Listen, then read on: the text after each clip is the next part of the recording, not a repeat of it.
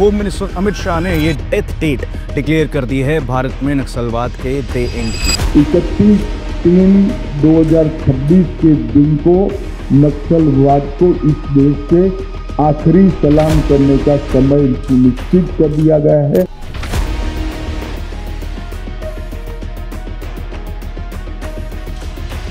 Indian Prime Minister Manmohan Singh at a summit on internal security on Monday termed the Maoists a major threat to India's security. ISIS Boko हरम के बाद दुनिया का third सबसे खतरनाक organisation है भारत का नक्सलाइट आंदोलन।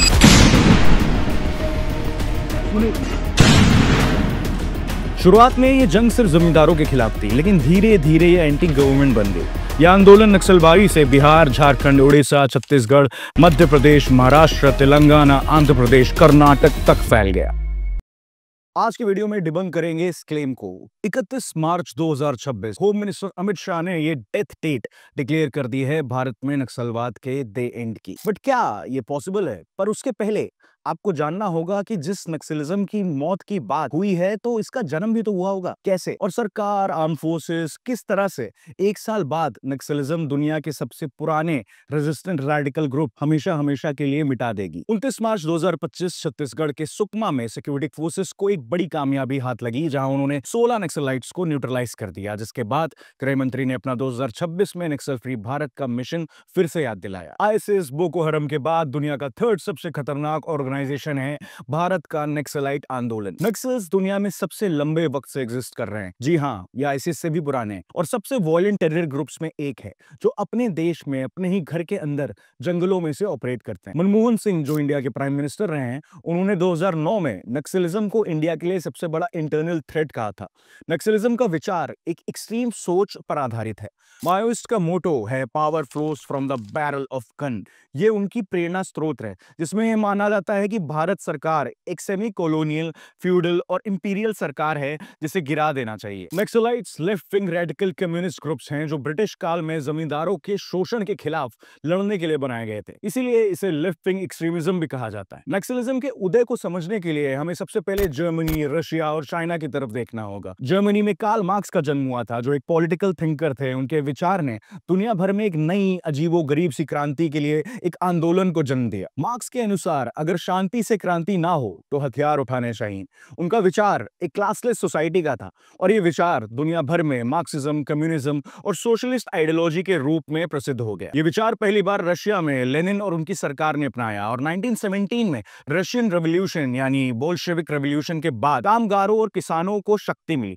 लेनिन के बाद स्टालिन ने अपनी सरकार चलाई और कम्युनिस्ट आइडियोलॉजी को इन्फोर्स किया, जिसके चलते कई लाखों लोग मार दिए गए। जब भारत महात्मा गांधी की आइडियोलॉजी में अपनी आजादी के लिए नॉन वॉयलेंस आंदोलन कर रहा था, तब चाइना में एक हिंसा प्रधान क्रांति चल रही थी जो मार्क्सिज्म और लेनिनिज्म से प्रभावित थी। 1949 में माओ जेडोंग की क्रांति सफल हुई और पीपल्स रिपब्लिक ऑफ चाइना का गठन हुआ। ये नाम ध्यान में रखिएगा, क्योंकि उनका नक्सलिज्म के उदय से गहरा संबंध है। चाइना में क्रांति के बाद कई देशों, खासकर भारत ही मार्क्सिज्म और उसके प्रचार से प्रभावित होना शुरू हो गया। 17 अक्टूबर 1920 को एम.एन. रॉय की आइडियोलॉजी में communist party of India CPI का गठन हुआ ताशकंद, रशिया में। सीपीआई ने अपनी पहली बैठक 1925 में कानपुर में बुलाई, जहां कम्युनिस्ट पार्टी ऑफ इंडिया के गठन का प्रस्ताव पास किया गया।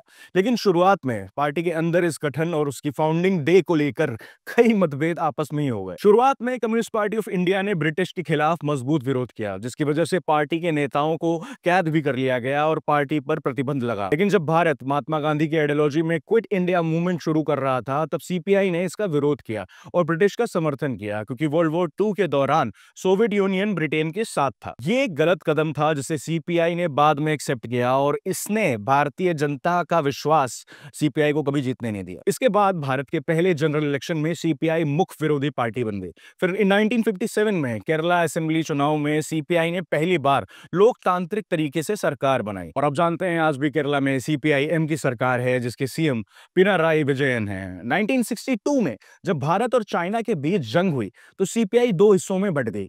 एक हिस्सा भारत के समर्थन में था और दूसरा जिसमें चाइना का समर्थन था।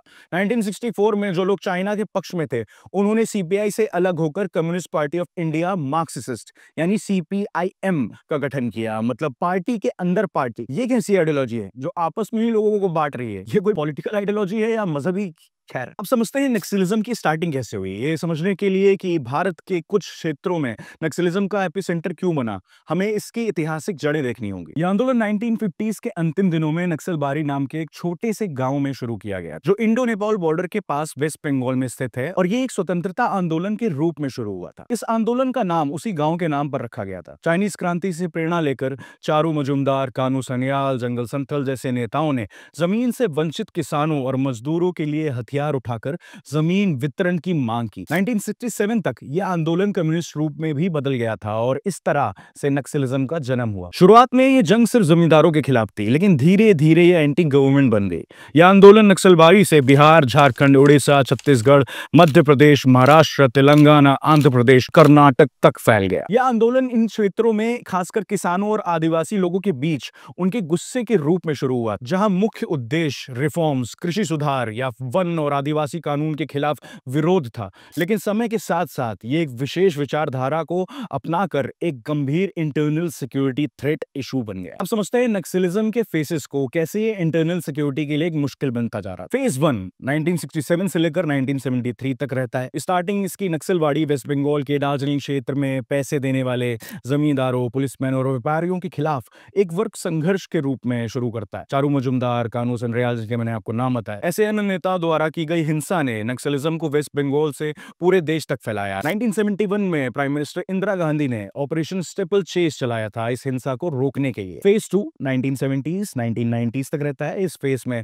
नक्सलिज्म ने पूरे भारत में पश्चिमी क्षेत्रों को छोड़कर अपनी प्रसार किया, पैर फैलाए। चारू मजूमदार की मौत के बाद 1972 में लीडरशिप का एक वैक्यूम बन गया और नए नेता जैसे कोंडापल्ली सीतारामैया ने आंदोलन का अगुवाई की। उनकी 1980s में आंध्र प्रदेश में पीपल्स वॉर ग्रुप PWG का गठन हुआ था, जिन्होंने पुलिस पर हमले बढ़ा दिए। सरकार ने इसके जवाब में ग्रे हॉर्न्स नामक एक स्पेशल टास्क फोर्स बनाई, जिससे आंध्र प्रदेश और तेलंगाना में हिंसा कम हुई थी। फेज 3 2004 से 2014 तक रहता है। नक्सलिज्म का तीसरा और सबसे महत्वपूर्ण चरण 2004 से 2014 तक हिंसा के बढ़ते हुए घटनाओं का समय था, जिसमें नक्सलाइट हमले बढ़ते गए।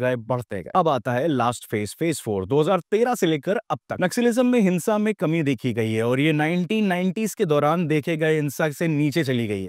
2022 में वायलेंस इंसिडेंट्स 2010 के पीक के कंपैरिजन में 77% घट गए और इस 77% डिक्रीज का पीछे का रीजन है कुछ ऐसे कानून, ऐसे मेजर स्टेप्स जैसे इंटीग्रेटेड एक्शन प्लान, सड़क निर्माण योजनाएं, पुलिस स्टेशन का स्थापना और national rural employment guarantee act. ऐसे प्रोजेक्ट्स ने दोस्तों बहुत हेल्प की है। तो आप सोच रहे होंगे कि इनको हिंसा करने के लिए पैसे कहां से आते थे, तो आपको बताता हूं उनकी फंडिंग कैसे होती है नक्सलियों की। रिसेंटली कुछ रिपोर्ट्स भी सामने आई हैं जो नक्सलाइट्स कुछ ऑर्गेनाइज्ड क्राइम में इन्वॉल्व होते हैं। जब से इंडिया ने अपनी एंटी काउंटर इंसर्जेंसी टैक्टिक्स को बढ़ाया दिया है, मोइस ने अपने गतिविधियों को बनाए रखने के लिए ये जरूरी था कि वो अपने आप को डीपर ऑर्गेनाइज्ड क्राइम नेटवर्क्स के साथ जुड़ने में इन्वॉल्व करें।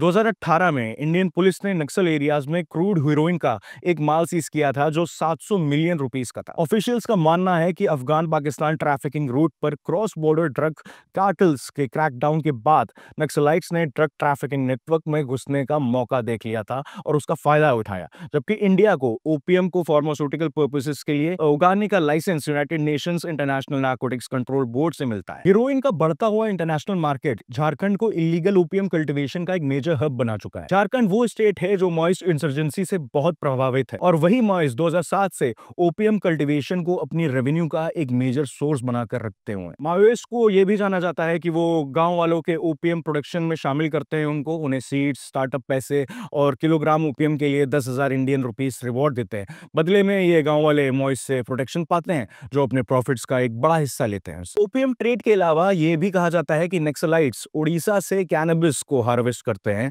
और फिर उससे दूसरे पार्ट्स ऑफ इंडिया में रीजन्स में ट्रैफिकिंग करते हैं। कैनबिस साउथ एशिया में सबसे ज्यादा यूज होने वाला ड्रग्स है और 2017 में इंडियन गवर्नमेंट ने 352 टन ट्रैफिक कैनबिस सीज किया था। 2010 में बेंगलुरु पुलिस ने छोटा शकील के लोगों और नक्सलाइट्स लीडर्स के बीच एक मीटिंग अरेंज करने का प्लान स्कैम एक्सपोज किया था। छोटा शकील एक इंडियन क्राइम बॉस है और डी कंपनी की हाई रैंकिंग मेंबर्स में से एक, जो दाऊद इब्राहिम के नोटोरियस ऑर्गेनाइज्ड क्राइम गैंग का हिस्सा है और उनका राइट हैंड भी कहा जाता है। डी कंपनी का पाकिस्तान के spy agency inter services intelligence यानी ISI के साथ मिला हुआ जाना जाता है इसको इस हिट लिस्ट में। और नक्सलाइट डी कंपनी पार्टनरशिप को आईएसआई इनकरेज कर सकता है ताकि इंसर्जेंसी को लंबा बनाया जा सके, इस तरह से एक प्रॉक्सी वॉर हो सके, जबकि ये प्लॉट फेल हो गया है और 5 लोग अरेस्ट हुए थे। आईएसआई नक्सलाइट लिंक का एस्टैब्लिशमेंट इंडियन अथॉरिटीज के लिए कांस्टेंट कंसर्न रहा है। 2008 में लगभग 500 माओइस्ट ने student Islamic movement of India यानी एसआईएमआई, एक बैंड ऑर्गेनाइजेशन जिसका आईएसआई से सीधा कनेक्शन है, से ट्रेनिंग ली थी। नक्सलाइट्स को अपने ऑपरेशंस को सस्टेन करने के लिए दूसरे इंसर्जेंट ग्रुप्स की मदद भी लेनी पड़ती और नक्सलाइट्स सिर्फ डोनेशंस, रेवोल्यूशनरी टैक्सेस और पुलिस आउटपोस्ट लूट कर अपना काम नहीं चला सकते। आईएसआई ट्रेडिशनली इंडिया के सबवर्सिव मूवमेंट्स में इंटरेस्ट रखता है और जब नक्सलाइट्स को एक्सटर्नल सपोर्ट की जरूरत होती है तो ऐसे अलायंसेस से लेफ्ट विंग एक्सट्रीमिज्म इंडिया में बढ़ सकता है। ये सब सुनकर आपको शॉक लगेगा, बट ये सब मैं ऐसे ही नहीं बोल रहा, इनके सब फैक्ट्स हैं। अब जानते हैं सेंट्रल गवर्नमेंट की अप्रोच से कैसे रिड्यूस होता जा रहा है। और हाल ही हमारे होम मिनिस्टर ने कहा कि नक्सलिज्म को हम 2026 तक भारत से खत्म कर देंगे। सेंट्रल लेवल पर मिनिस्ट्री ऑफ होम अफेयर्स ने 2006 में लेफ्ट विंग एक्सट्रीमिज्म डिवीजन बनाई थी, जिसका मूल उद्देश्य माओइस्ट समस्या को हल करना था। इस डिवीजन ने सोशियो इकोनॉमिक और सिक्योरिटी सेंट्रिक दोनों अप्रोच को मिलाकर काम करना स्टार्ट किया। इसके बाद मोदी सरकार ने 2015 में national policy and action plan to address LWE को अप्रूव किया। ये पॉलिसी एक मल्टी प्रोंग्ड स्ट्रेटजी को फॉलो करती है जो security related measures, development interventions और लोकल कम्युनिटीज के राइट्स और इंटाइटलमेंट्स को इंश्योर करने के लिए बनाई गई। इसके चलते देखा गया कि माओइस्ट गतिविधियों में एक नोटिसेबल कमी आना शुरू हो गई है और ये कमी जो दोनों अप्रोचेस को मिक्स का नतीजा था। सेंट्रल गवर्नमेंट ने माओइस्ट को मिल रही इंटेलेक्चुअल और फाइनेंशियल सपोर्ट को भी रोकने के लिए काफी कड़े कदम उठाए। इसके बाद इसमें उनकी विचारधारा और सामाजिक संसाधनों दोनों पर नियंत्रण कैसे लगाएं, ये इस पे काम करना शुरू किया गया। सरकार का लक्ष्य है कि डायलॉग और फोर्सेस दोनों का इस्तेमाल करके माओइस्ट समस्या को खत्म किया जाए। सरकार इसको खत्म करने के लिए जो बड़े इनिशिएटिव ले रही है, मैं आपको कुछ नाम उसमें से बता देता हूं। जैसे पहला है security related expenditure SRE schemes, उसके बाद आता है स्पेशल सेंट्रल रेजिस्टेंस SCA जो for most LWE affected districts हैं उनके लिए है। इसके बाद road connectivity projects for LWE affected areas, जिसे हम कहते हैं RCP LWE, टेलीकॉम कनेक्टिविटी और सिविक एक्शन प्रोग्राम, ये भी इसका एक बड़ा हिस्सा है। अब आपको हम डेटा के थ्रू समझाते हैं कि नक्सलिज्म कितना कम होता जा रहा है। LWE वॉयलेंस का ज्योग्राफिकल स्प्रेड काफी कम हो चुका है और LWE अफेक्टेड डिस्ट्रिक्ट्स की संख्या 2013 में 10 स्टेट्स की थी, 126 डिस्ट्रिक्ट्स थे इसमें, और ये रिड्यूस होकर 2024 में, अप्रैल 2024 की बात कर रहा हूँ, सिर्फ 38 डिस्ट्रिक्ट्स रह गई हैं, जो 9 स्टेट्स में है मोटा मोटा। ये बहुत ही बड़ी सक्सेस है गवर्नमेंट के लिए और देश के लिए भी। ये भी देखा गया है कि रीसेंट ट्रेंड्स ACLED रिकॉर्ड्स के मुताबिक ये नंबर्स दिखाते हैं कि नक्सल माओइस्ट इंसर्जेंट से जुड़ी पॉलिटिकल वॉयलेंस में 20% की कमी आई है। 2022 में वॉयलेंट इंसिडेंट्स 2010 की पीक के कंपैरिजन में 77% घट गए हैं। ये सब डेटा बताता है कि सरकार इसमें सफल होती जा रही है। इसलिए कैसे कुछ टाइम पहले अमित शाह जी ने कहा था कि 2026 तक हम नक्सल को देश से उजाड़ फेंकेंगे, खत्म कर देंगे। 2004 से 2014 तक जहां 16,463 वॉयलेंट इंसिडेंट्स हुए थे, वहीं पिछले 10 साल में ये नंबर्स 53% कम हो गए। उन्होंने मेंशन किया कि 2004 से 14 के बीच में 1851 सिक्योरिटी पर्सनल शहीद हुए थे, लेकिन पिछले 10 सालों में ये संख्या घटकर सिर्फ 509 रह गई है, जो कि 73% की रिडक्शन दिखाती है। सिविलियन डेथ्स भी 4766 से घटकर 1495 हो गई हैं, जो कि 70% की कमी दिखाता है। यूनियन होम मिनिस्टर ने बताया कि 2014 से 2024 तक नक्सल अफेक्टेड एरियाज में 11,503 किलोमीटर के हाईवेज बने हैं, साथ ही 20,000 किलोमीटर के रूरल रोड्स भी कंस्ट्रक्ट किए गए हैं। पहले फेज में 2434 मोबाइल टावर्स इंस्टॉल किए गए हैं और दूसरे फेज में 2545 टावर्स लगाए गए। 4000 मोबाइल टावर्स लगाने का काम अभी भी चल रहा है। अमित शाह ने कहा कि दिसंबर 1 तक पूरा नक्सल अफेक्टेड रीजन मोबाइल कनेक्टिविटी से जुड़ चुका हो। दोस्तों, ये सब सुनने के बाद आपको क्या लगता है? क्या सरकार मार्च में, 1 साल में नक्सलिज्म को इंडिया से उखाड़ सके? अगर ये वीडियो आपको पसंद आया हो तो प्लीज इसे लाइक करिएगा, चैनल सब्सक्राइब करिएगा, कमेंट्स में अपने कुछ व्यूज बताइएगा, दोस्तों को शेयर करिएगा। मिलते हैं आपसे नेक्स्ट वीडियो में। थैंक यू, जय हिंद।